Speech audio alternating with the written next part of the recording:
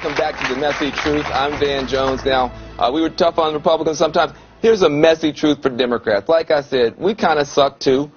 We claim to be for the working class, but we left out a lot of workers in the Rust Belt, as you saw. We claim to be the party for the next generation, but we offended all those young Bernie Sanders voters, and we never fixed it the right way. And as far as people of color, a lot of black folk don't feel like we're getting very much for our vote. So, yeah, I'm going to keep it messy for everybody.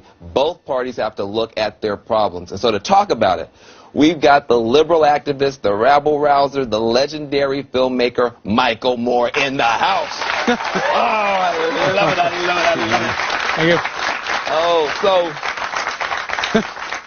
Now, I know you were hot about that last segment, but I don't want to talk about that yet. We got to talk about these Democrats. Yeah.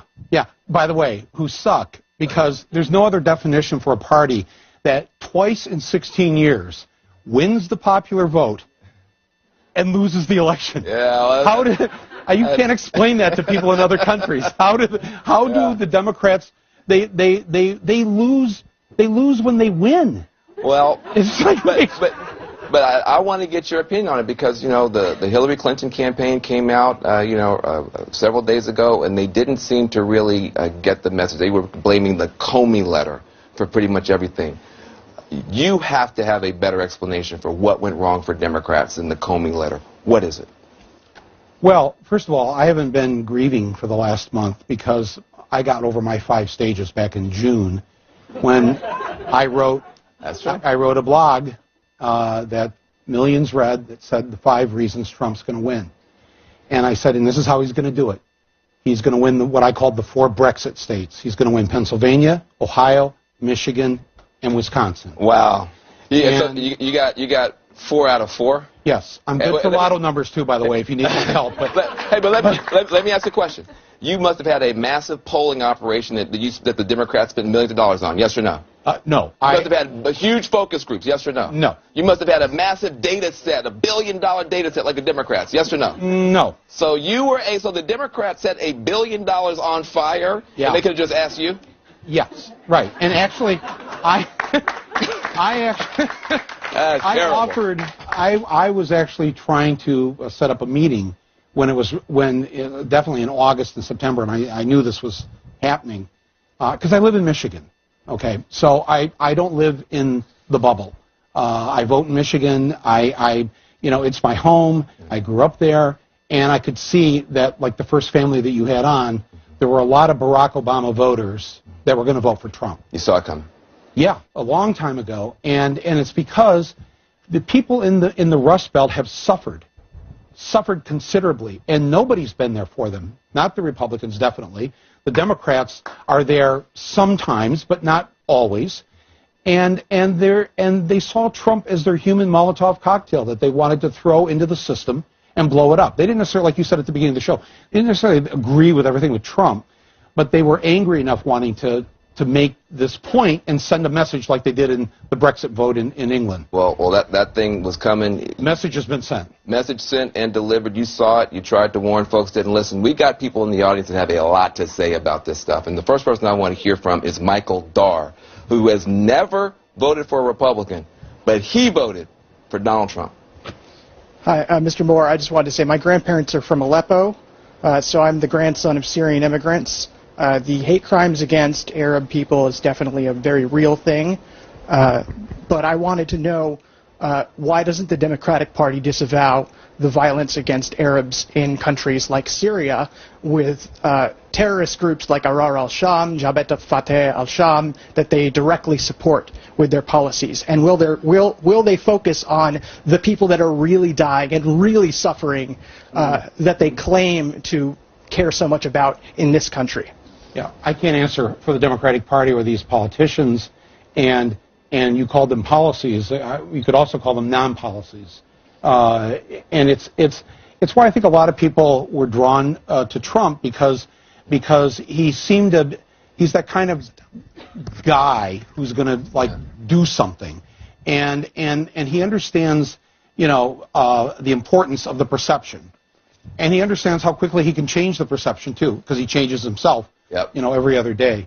But I think I want to say this to you as an African American. that while I have a lot of understanding as to why people I grew up with in the Midwest, who are like me, an angry white guy with a high school education, that's me. But you know, the thing is, though, you have a responsibility, no matter how angry you are, no matter how much you're hurting, to not vote for somebody who says things that are hateful, who ridicules the disabled, who says racist things. I mean, black people have been hurting for a long time, and they don't go to the voting booth and go, who's the biggest hater in the ballot here I can vote for? You know, we have a responsibility to vote out of love. Let me tell you something. I like what you're saying, and I'm torn. On the one hand, I think what you've got is you have to recognize that hurt people holler, and when people are sitting on a white-hot stove, you know, they sometimes make decisions that other people don't understand. And frankly, a lot of the young African Americans protesting, they're confused by. So I'm a little bit torn. But what I like about what you're saying is that we've almost gotten to the point in the country where we're saying we're going to let the white guys they can't possibly think past their lunch pail. They just can't possibly. So we aren't going to actually ask them to stand with everyone else. And the problem we have now is the underdogs in the red states and the underdog in the blue states who have a common pain don't have a common purpose now, and they're mad at each other. Isn't it awful that poor and working class folks in the red states and poor and working class folks in the blue states are now mad at each other? Well, remember, poor and working class is black and white and Hispanic. Yes. It comes in all colors. And many Americans have suffered over the last 20 years, and politicians have not helped them. So they're angry. In a state like Michigan, part of what's going on, though, is, you know, we're kind of having this high-minded conversation, but I think about my liberal friends who are just basically in a 4-week-long freak out right now. I mean, we're talking all this lofty stuff, but you got a lot of Democrats that are just swinging back and forth between denial and blind panic. Okay. And you know, some of the stuff that you said actually might fall into that category. Yeah. So is the stuff that you're doing when you're out there? I'm just curious now, because I want Democrats to think and not just have, you know, crazy emotions. No. Sometimes you're out there saying, you know, talking about Nazi Germany and all this sort of stuff. Are you stoking up Democrats to the point where we can't even think as high-minded as this conversation? It's not Nazi Germany we need to worry about. It's a friendly fascism of the 21st century. And I think Democrats, people who voted for Hillary, first of all, feel good about the fact that the majority of your fellow Americans did not want Donald J. Trump as their president. That's the majority by over 2.5 million. So take some comfort in that your fellow Americans, you know, are with you. Are with you. Number one. Number two, you know, we've got to get active here. We've got to.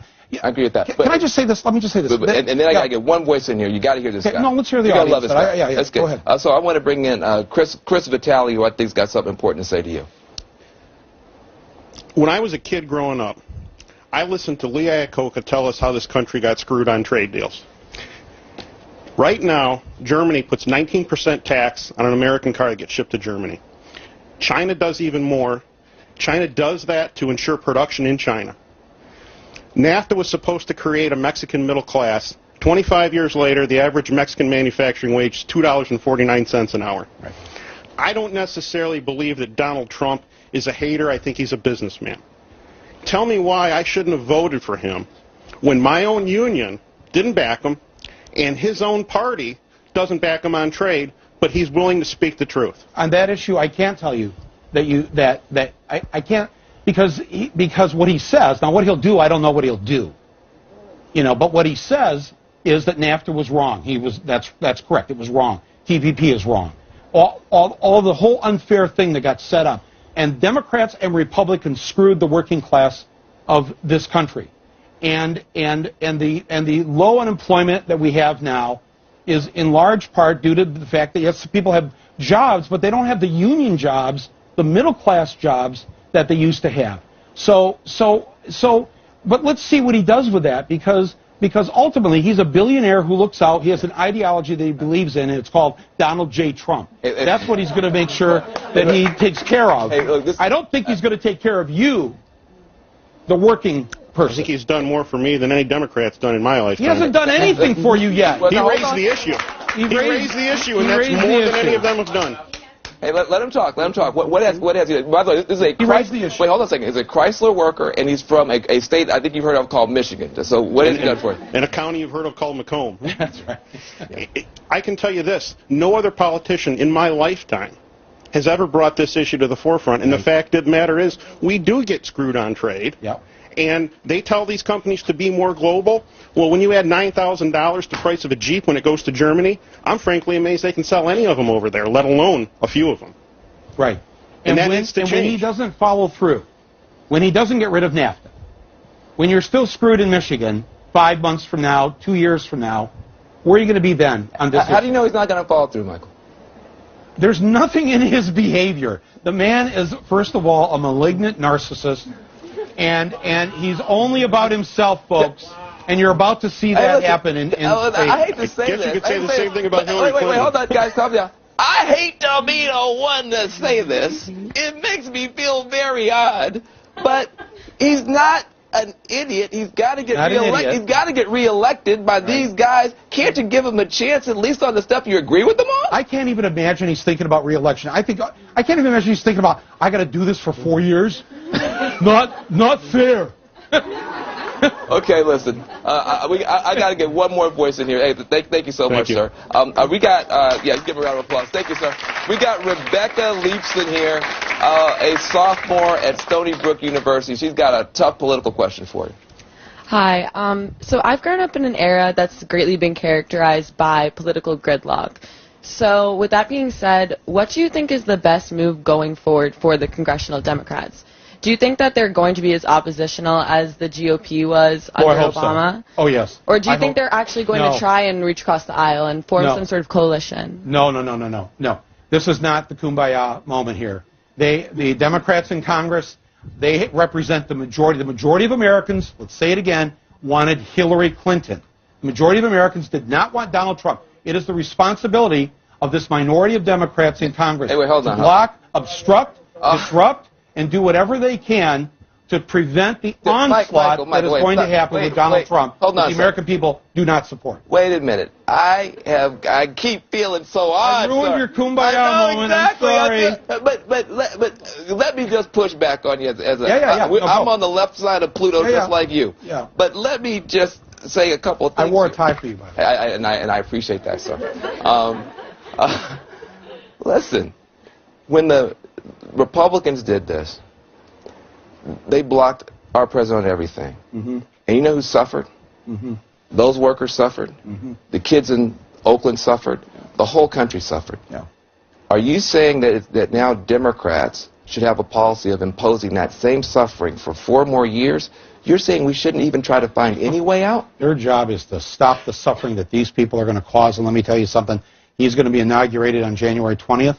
And January 21st, which is a Saturday, don't be surprised if the Republicans call a Saturday session of Congress, and they are going to pass law after law after law and have him sign it the next day, and it's going to be one piece of suffering against people after another. And it is the job of the Democrats now to stop the suffering that he's about to create for the American people.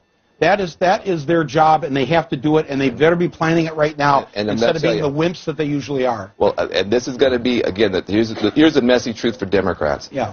It's easy to say that, but when you got to go back to a district, and you got to say you're going to turn down infrastructure and that type of stuff, it's going to be a lot tougher than that. I'm not saying turn that down. I'm just saying, but they better know when they go back to the district this spring, in the same way the Tea Party was there in 29, myself and thousands like me are going to be at those town halls in the districts in the spring. And we will primary them, these Democrats, if they don't do their job. Yourself warned. Consider yourself warned. That's the message. Okay, that's true. Well, listen, I want to thank you, and we had an honest conversation here tonight. But this is only the beginning. I hope that you are going to take this conversation back to your dinner tables, back to work tomorrow, the water cooler, and your communities. Thank you very much. Stay human. CNN Tonight with Don Lemon starts right now.